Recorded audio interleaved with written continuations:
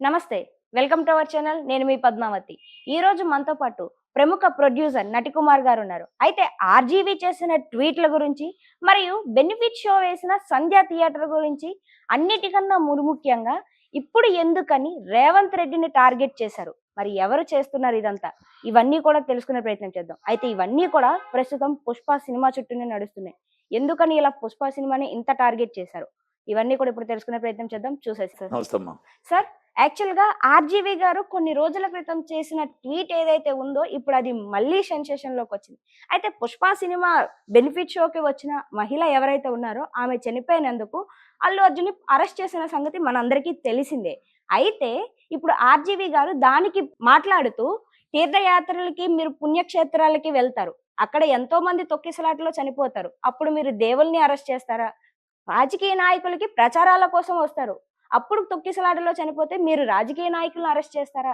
పోనీ సినిమాలకి pre release ఈవెంట్లు జరుగుతూనే ఉంటాయి. మరి అప్పుడు పెద్ద పెద్ద హీరోలు వస్తారు, హీరోయిన్‌లు వస్తారు. అప్పుడు తొక్కిసలాటలో ఎవరైనా చనిపోతే మీరు పెద్ద పెద్ద హీరోలని, హీరోయిన్‌లని అరెస్ట్ చేస్తారా?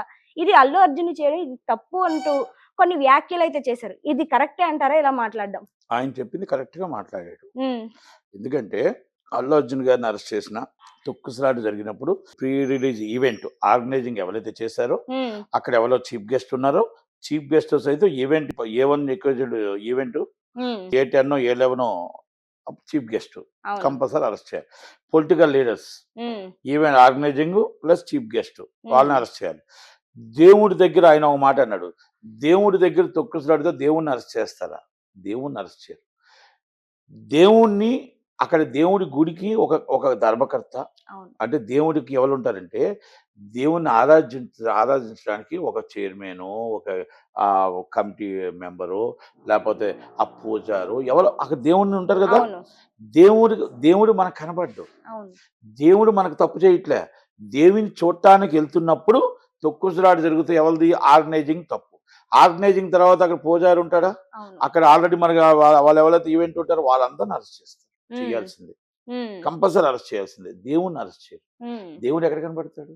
అయితే ఇప్పుడు మీరు కనుక 'ఆర్‌జీవి' గారు చేసిన ఈ వ్యాఖ్యలేవైతే ఉన్నాయో దీనికి అంగీకరిస్తున్నారా ఆయన పరమ 100% నేను హ్మ్. అంగీకరిస్తున్నాను. ఏకీభవిస్తున్నాను. ఎందుకంటే అల్లు అర్జున్ గారిని అరెస్ట్ చేయడం ఎంత కరెక్టో ఆళ్ళందరిని ఒకవేళ ఎలాంటి ఫర్దర్ ఏమైనా జరిగితే పోలీసోళ్ళు అరెస్ట్ చేయకపోతే హ్మ్. ఇదొక రాజకీయం అనుకోవచ్చు. హ్మ్. నంబర్ 1. నంబర్ 2 ఇంకో అనుమానం ఒకటొస్తుంది. ఏంట అనుమానం ఒకటొస్తుంది. ఏమిటంటారండి అది? అల్లు అర్జున్ గారిని అరెస్ట్ చేశారు. అవును. 4 గంటలకి ఆర్గ్యుమెంట్ స్టార్ట్ అయ్యాయి. హ్మ్. అవతల కాసి is the great supreme court advocate Niranjan Reddy గారు అవును. ఆర్గ్యుమెంట్ స్టార్ట్ చేశారు. ఆయన వైసీపీకి రాజ్యసభ సభ్యుడు. అవును. చిరంజీవి గారికి అత్యంత సన్నిహితుడు, తమ్ముడు. ఇటు మొత్తం టోటల్‌గా అన్ని విధాలు ఒక సీనియర్ మోస్ట్ అడ్వకేట్. హ్మ్.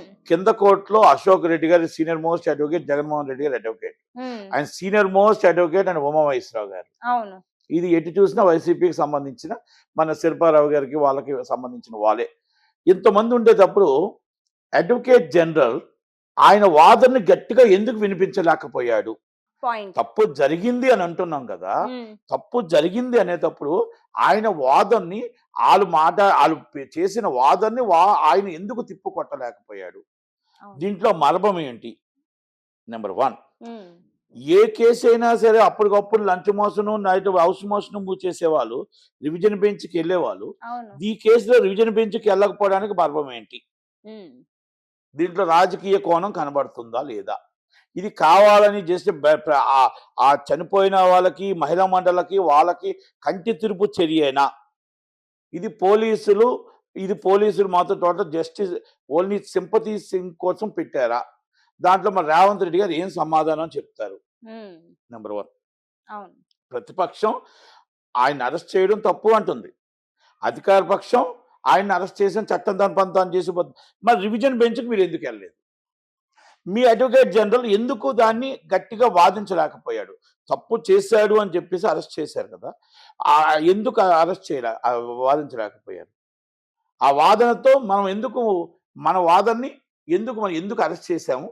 ఎందుకు రిమైండ్ చేశాము, ఎందుకు రిమైండ్ రిపోర్ట్ పంపించాము, జైలు పంపించాము, అవును. ఆ అమ్మాయి చనిపోయిన కారణాలు ఏంటి, అక్కడ మొత్తం 170 బళ్ళు 170 మంది టికెట్లు మొత్తం సప్తగిరి థియేటర్ నుంచి మొత్తం వచ్చి ఊరేగింపుగా పైనుంచి ఇలా ఊరేగింపుగా వస్తూ వితౌట్ పర్మిషన్ రావడం, అక్కడ కొన్ని వేల మంది జనాలు గుమ్మగూడడం, అక్కడ మొత్తం బౌన్సర్లు కానీ పోలీసులు కానీ లాఠీచార్జ్ చేయడం, ఇవన్నీ వీడియోస్ని ఎందుకు చూపించలేకపోయారు. ఆమె మళ్ళా బయటికి వచ్చిన అమ్మాయి మళ్ళా ఎలాగైతే కొడుకు లోన ఉండిపోయాడని చెప్పి లోనకి వెళ్ళి కొడుకు ప్రాణం కోసం ఆమె తల్లి ప్రాణం పోగొట్టుకొని ఇవన్నీ వీడియోస్ ప్రతి యూట్యూబ్లో ఉన్నాయి కదా, మరి మీకు కనబడలేదా అని అడుగుతున్నా. అంటే మీరు కోర్టు వారికి ఎందుకు చూపించలేకపోయారు, కోర్టు వారికి ఎందుకు చెప్పలేకపోయారు, కోర్టు వారికి ఎందుకు నచ్చ చెప్పలేకపోయారు? మీరు నిజంగా అరెస్ట్ చేసి ఉంటే ఇది జనాల మీద ఒక డ్రామా ప్లేనా? రివిజన్ బెంచ్కి ఎందుకు వెళ్ళి 6 గంటలకు బెయిల్ వచ్చింది. మరి ఎన్నో summonses cases before government this government a government అయినా revision bench immediately lunch motion move చేస్తారు. మొన్న స్పీకర్ గారి మీద అనామత వేటు వేస్తే కూడా మీరు మళ్ళీ రివిజన్ బెంచ్కి వెళ్ళి ఆర్డర్ తెచ్చుకున్నారు. అవును. మరి ఇలాంటి ఎన్నో కేసెస్ ఉన్నాయి కదా, ఇప్పుడు రివిజన్ బెంచ్కి వెళ్ళకపోవడానికి కారణం ఏంటి? అంటే మీరు తప్పు చేసి అరెస్ట్ చేయడం తప్పు అని మీకు అర్థమైందా? అరెస్ట్ చేసాం, మేము తప్పు, అరెస్ట్ చేయడం తప్పు, ఒక మంచి ఒక సెలబ్రిటీని అరెస్ట్ చేసాం, మేము అరెస్ట్ చేయడమే తప్పు కాబట్టి మేము రివిజన్కి వెళ్ళట్లేదు అని మీరు ఒప్పుకుంటున్నారా? అంటే అక్కడ ఇది నేను పోలీసుల ప్రశ్న, అడ్వకేట్ జనరల్ ఇది పోలీసుల ప్రశ్న ఇది నాది. ఎందుకంటే వాళ్ళు రివిజన్ బెంచ్కి వెళ్ళలేదు అంటే కారణం ఏంటి? పోలీసు వాళ్ళు తప్పుగా అరెస్ట్ చేశారు, పోలీసులు అత్యుత్సాహం చూపించారు, పోలీసు వాళ్ళు మొత్తం టోటల్గా కోర్టు వారు తప్పు పట్టారు. ఫర్దర్గా మనం రివిజన్ బెంచ్కి వెళ్తే మళ్ళీ మనకు చీవేట్లు తప్ప, రెండోది మనం తప్పుగా అరెస్ట్ చేసాం కాబట్టి ఆ అరెస్ట్ని మనం మళ్ళీ రివిజన్కి వెళ్ళకూడదు అని మీరు అనుకున్నారా? సుప్రీంకోర్టుకి వెళ్ళకూడదు అని అనుకున్నారా? ఒక మర్డర్ కేసు పెట్టినప్పుడు మొత్తం టోటల్గా బెయిల్ స్పాట్ ఇమ్మీడియట్లీ అరగంటలో బెయిల్ వచ్చేటప్పుడు మీరు బెయిల్ వచ్చేసిన తర్వాత మీరు ఎందుకు రివిజన్ బెంచ్కి వెళ్ళే కారణాలు ఏంటి?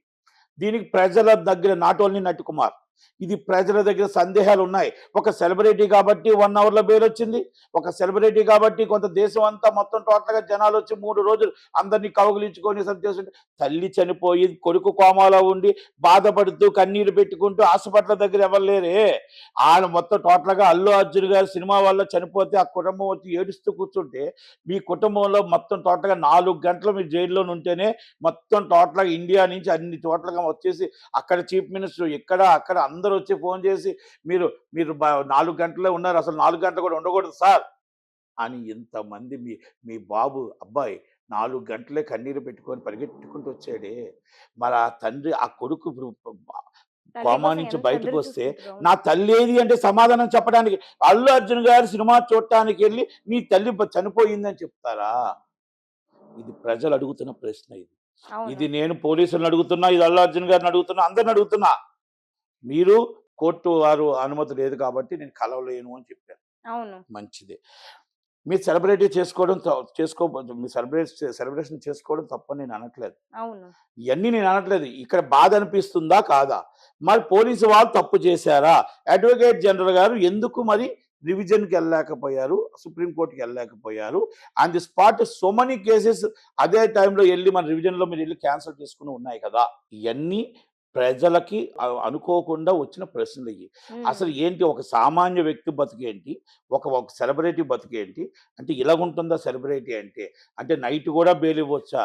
నైట్ కూడా 6 గంటలకు మామూలుగా కోర్టు టైం ప్రకారం 6 o'clock లోపల కానీ 5:30 లోపల ఒక సీల్డ్ కవర్, ఆ సీల్డ్ కవర్ పట్టుకొని అక్కడికి వెళ్ళిన తర్వాత వాళ్ళు వెరిఫై చేసుకొని వాళ్ళు లోనకి 5:30 లోపు అంటే 6 లోపల మాత్రం అందుతేనే సీల్డ్ కవరు విత్ మెయిల్ ద్వారా అందుతేనే, మేలు సీల్డ్ కవర్ అందుతేనే ఎవరైతే అక్యూజ్డ్ ఉంటారో ఆ ఖైదీని మరి విడుదల చేయడానికి అవకాశం ఉందని నాకు తెలిసిన సమాచారం. మరి రాత్రి అంటే సెలబ్రిటీలకు రాత్రి 11 దాకా ఆర్డర్ ఇస్తారా?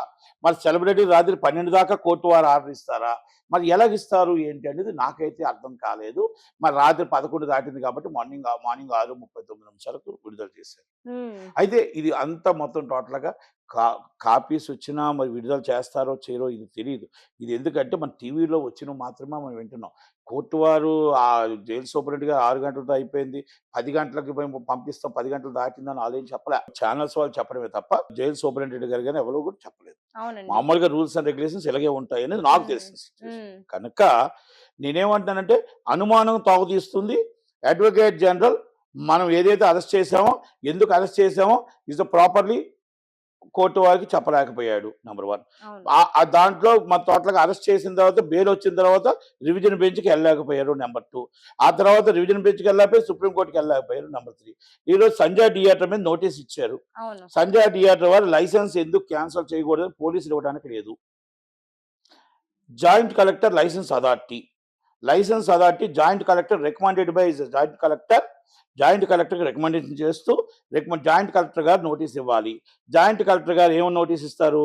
జాయింట్ కలెక్టర్ గారు స్వకార్య నోటీస్ ఇస్తూ, ఫైర్ సర్వీస్కి కూడా నోటీస్ ఇస్తూ, ఆర్ఎంబి వారికి నోటీస్ ఇస్తూ, హెల్త్ డిపార్ట్మెంట్కి నోటీస్ ఇస్తూ, మొత్తం టోటల్గా ఆర్డీఓకి నోటీస్ ఇస్తూ, ఎంఆర్ఓకి నోటీస్ ఇస్తూ, మొత్తం టోటల్గా is verified 1970 cinematography act ఏం చెప్తుందంటే మొత్తం టోటల్గా ఇది సినిమా థియేటర్లో జనం చూడటానికి అనుకూలంగా ఈ లైసెన్స్ ఇచ్చే 1955 సినీ ఆటోగ్రఫీ యాక్ట్ సవరణ 1970 ఆ ఆటోగ్రఫీ యాక్ట్ ప్రకారం మనం చేయగలమా లేదా?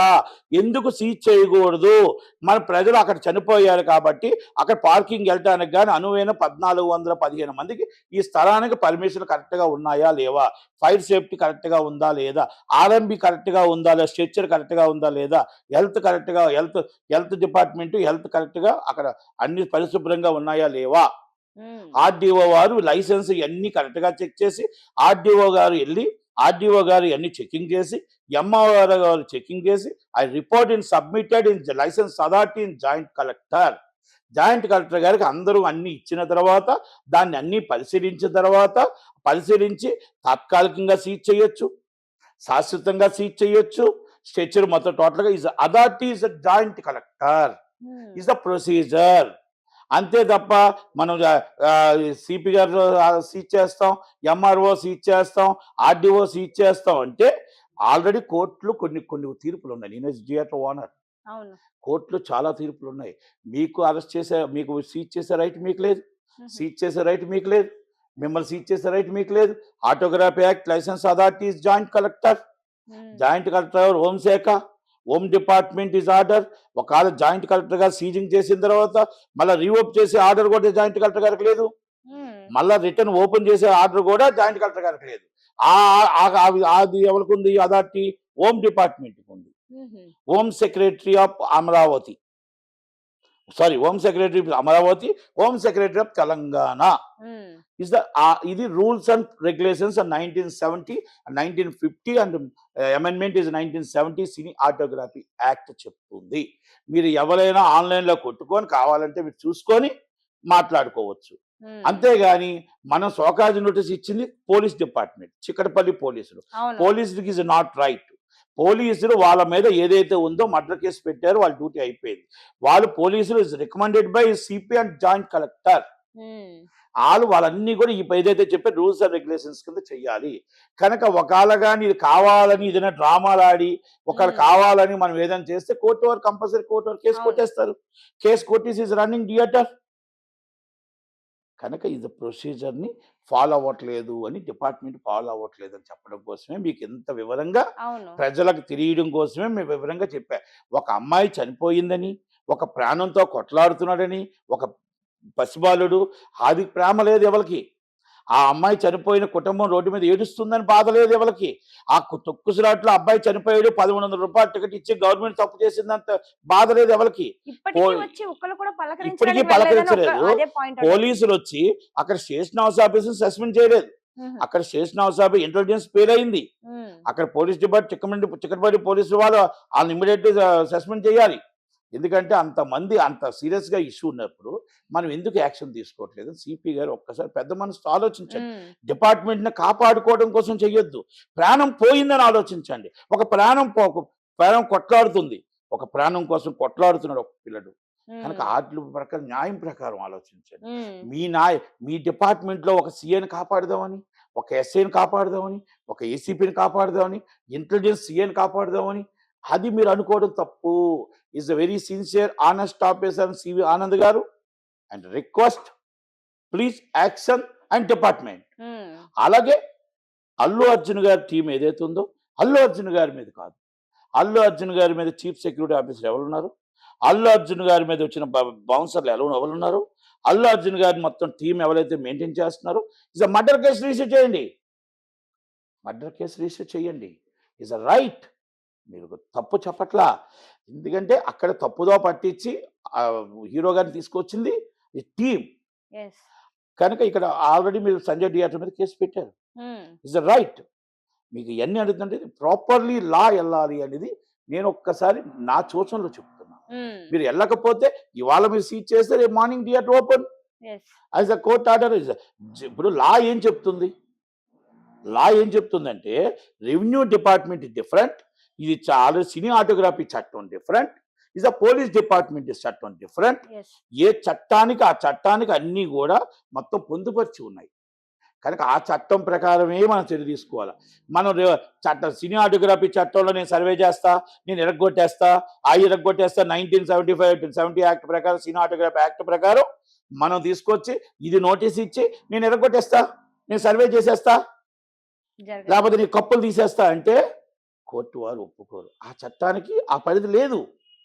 ఆ చట్టానికి ఏముందంటే లైసెన్స్ ఇవ్వాలా వద్దా, లైసెన్స్ సీజ్ చెయ్యాలా, లైసెన్స్ ఇవ్వడానికి ఏం అనువైనవి కావాలి, మనకు లైసెన్స్ కోసం ఏమేం కావాలి, అక్కడ జనాలు చూడటానికి ఏం కావాలి, ఆ జనాలు చూడటానికి మనకు కరెక్ట్గా అనుకూలంగా ఉందా లేదా అనేదే వాళ్ళకి ఇవ్వడానికి రైట్ ఉంది. లేదు అనుకుంటే క్యాన్సిల్ చేసే రైటే ఉంది తప్ప కప్పులు లేపేయడం, మొత్తం టోటల్ స్థలాలు ఎరగొట్టేయడం, సర్వేలు చేసేయడం ఈ చట్టంలో లేదు, అవును. ఈ ఈ సెక్షన్లో లేదు. కనుక నేను అదే చెప్తున్నా. పోలీసు వారి చట్టంలో ఏముంది, ఒకవేళ తప్పు చేస్తే అరెస్ట్ చేయాలని ఉంది, అవును. తప్పు చేస్తే మర్డర్ కేసు చేయాలని ఉంది, తప్పు చేస్తే అటెంటివ్ మర్డర్ చేయాలని ఉంది, అక్కడ ల్యాండ్ ఆర్డర్ ప్రాబ్లం అయితే అరెస్ట్ చేసి రిమాండ్ చేయాలని ఉంది మీ చట్టంలో. కానీ సినీ ఆటోగ్రఫీ చట్టంలో మీకు లేదు.